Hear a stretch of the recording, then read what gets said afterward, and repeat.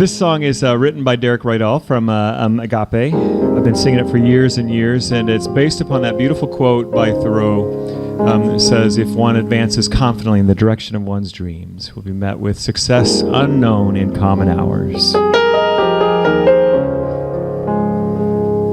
Don't you think you owe it to yourself to look inside of you and take the time to realize what you are here to do? Don't you think the time has finally come to stand and face the fire, to walk into the blazing sun and claim your heart's desire?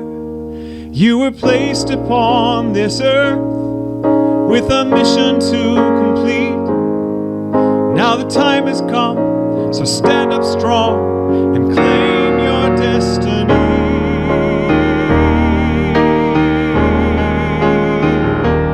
You must move in the direction of your dreams and act as if they've already come true.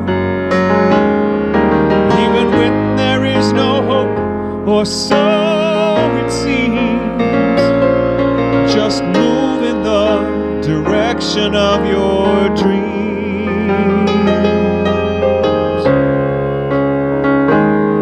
Now don't you think that you're not good enough to be a shining star? Or do you think because the road looks tough that you won't get that far? Do you believe only some are great and others left for chance? Maybe that it's just too late, a futile circumstance. No, you were placed upon this earth with a mission to complete. And now the time has come, so stand up strong and claim your destiny.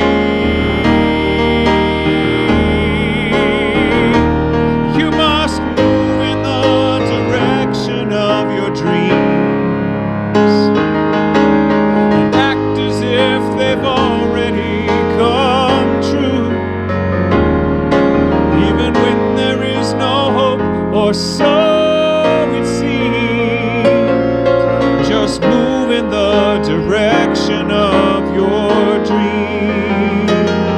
And when the world feels like it's crashing all around you, and the clouds of doubt are darkening your day,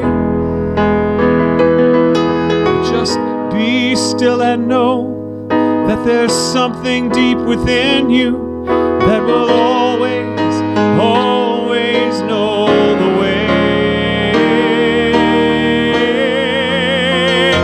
You must move in the direction of your dreams and act as if they've already come true.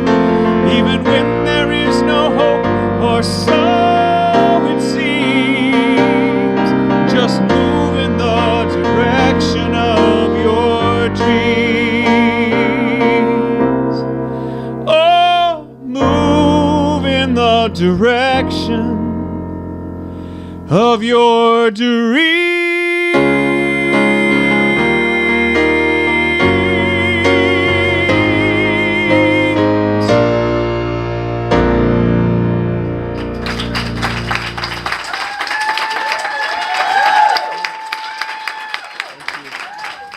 Good morning. Am I on? Can you hear me? I'm on? Okay. Well, I know, because I am always on, aren't I? Woo! I'll take that. So welcome. I welcome everybody, especially welcome my Sister Spirit sisters who came back from Sister Spirit. Where are my Sister Spirit sisters? There we go. That's where I was last Sunday. I was off at Sister Spirit facilitating this amazing retreat that is much bigger than me and is so much fun to be in that space of creation, I want to say. And so there was something different about this retreat. It's very interesting because we said the theme about the divine feminine. The theme was embracing the divine feminine. We're the ones we've been waiting for. And the interesting thing about the theme that I really didn't get when we spoke about it is that there's two aspects to divinity. One is the active and one is the receptive. And people have labeled different things throughout time, and they've labeled the version of spirit that is the active as the divine masculine. And they've labeled the aspect of spirit as the receptive as the divine feminine. So here I was doing, which is, by the way, a forward action, right? A doing. I was doing a retreat about embracing the divine feminine. Now, you can't do that. You can't. You can't do it. Yeah, it was just like, it was so conflicting. I was like, I want to do this and I need to do this, but wait a second, it's all about receiving and being receptive. And it was very confusing. I'm starting to get it. Because in my life, I'm very much a doer. I'm very much a doer. And I noticed that I haven't had that opportunity to allow spirit to do through me. You see, when a mom is pregnant, the mom can't grow the baby. The baby grows. I mean, it's important for the mom to eat. That's also very important, you know. It does. The mom does need to take action steps that are in accordance, but the mom isn't doing the doing. The divine feminine is growing while she is just being. She's just being. So this is what I really learned, is about being present to the beingness of it and allowing more of that spaciousness in my life. This week, we're talking about the joy of living. That's our theme. And our monthly theme is transformation and evolution. In our Centers for Spiritual Living, we define this transformation as evolution, as we do deep inner personal work of self-discovery and healing to reveal the greater truth of our divinity, wholeness, and freedom.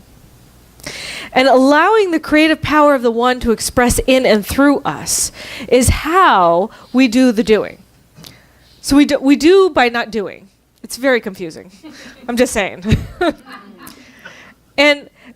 And I had to be in this space at this retreat because we had, I have 9 Dream Team members, including myself, who create this amazing retreat. We work on it all year. We meet twice a month, and then we have extra meetings on top of that to produce this amazing retreat. And I have a powerful team. Now, 30 to 45 days before the retreat, I'm just going to say, you know, like when you plant a seed, you need manure for it to grow? I'm just going to say some of that was happening. So what happened is I had one Dream Team member whose mother passed away, and then she was pretty messy, but then her father passed away. And I mean, literally, this is like within the last month. And then I had another Dream Team member the day before we were leaving. A 200-year-old oak tree fell on her house. Through her house. Yeah, smushing the house. The day before she was supposed to leave. And she's like, I'm going to try and be there. And I'm like, no, I don't think you are. Yeah, I don't think it's going to happen. And I had another team member who had, her mother had radical surgery and she was caretaking for her mother. And then another team member, other mother, also passed away. Literally within 30 days. And normally I can handle like, okay, one Dream Team member out and we can divvy it up. But this was way bigger than me. It was way bigger than me. And how do I do a retreat when I don't have all these people? It was my opportunity to learn how to receive. Because I can't. It's impossible. It was impossible for me to do all that. And yet something happened with all the attendees that was bigger than me. There was some type of awakening that happened with all the people who attended, where there was a push beforehand and during the retreat where we had more than our usual helpers. We had extra people step up to pay for other people to come. We had all of these miracles come out of the blue. And How did that happen? It happened because I asked for help. I asked for help. Now, I have to say, I know you've been learning about my growing edges. And one of my growing edges is about asking for help. But what I'm finding is interesting. So many people, whenever I counsel people and I talk to people, they're very clear. I don't want this. I don't want that. This is what's working bad. I can't believe this is happening. I'm so angry, right? There's that. And my question is, well, what do you want? I'm hearing what you don't want. What do you want? And I have to say that a lot of us in our growing up years weren't trained to look at what we do want. We were trained to notice what is not working. And so part of the opportunity for us to step into our lives is to live a life through joy by finding out what we do want. So that's the first thing that you need to do is ask for what you want. Find out what it is. If something isn't working, get clarity on what is it that you do want. I did want to have a retreat where I had a lot of fun, and I actually had spaciousness and time for me to go on a walk during the retreat. And that is exactly what happened. I asked for help, and I got what I wanted. The second thing is once you ask for what you want, you put it in action. So I know I was just talking about the divine feminine and not doing, but there is some doing. There's a little bit of both, right? We got to have this harmony, this balance. And some of the action is not necessarily, it doesn't have to be physical action. It can be physical action, but doesn't have to be physical actions. For instance, during the retreat, and by the way, if you're going to fall, I'm going to do a little spoiler alert. It's about birthing something new in your life. Divine feminine, birthing something new. And for me, I decided that the thing that I'm birthing is I'm birthing a fully supported minister. That's what I'm birthing. Now, I don't know what that looks like because I haven't really deciphered what it is. And I have this amazing accountability partner who happens to be in this room, Reverend Liz Luoma. I love you. She and I have weekly meetings. We have weekly accountability meetings. And I was talking about this idea of being a fully supported minister. But what does that look like for me? For me, it means all areas of my life. So I'm supported in certain areas, but I'm not supported in other areas. And I kind of feel like I'm doing this little dance of, support, not support. But can it be possible for me to be fully supported? The answer is yes. It is the universe's good pleasure to give us all that we desire. And if I'm not speaking about what I desire, the universe does not need to give it to me because I'm not talking about it. So I need to get clarity on what does that look like. I'm going to invite you to possibly look at the opportunity of saying, what is 101 things I want to do, be, or have in my life? And that'll get you kind of clarity. For me, I'm looking at this opportunity of if I'm birthing a fully supported minister, what's 101 ways that can show up? What is 101 ways that can show up? So I'm asking for what I want, and then the second thing is doing an action step. And for me, that's clarity. And also, Mary Morrissey says to boldly move in the direction of your dreams, right? That we must step forward in the direction of our dreams. So that means you take other action steps. Like I'm going to be calling some ministers up and I'm going to be asking them, you know what? If you're fully supported, what does that look like? What does that mean? And you might have that thing that's in your life that you're birthing. Well, what does it look like? What does it mean? And what we did at the retreat, we did two things. We put together a birthing team, and that's birthing the thing into life. But then you need something else. You need a nurturing team. And they might be different teams.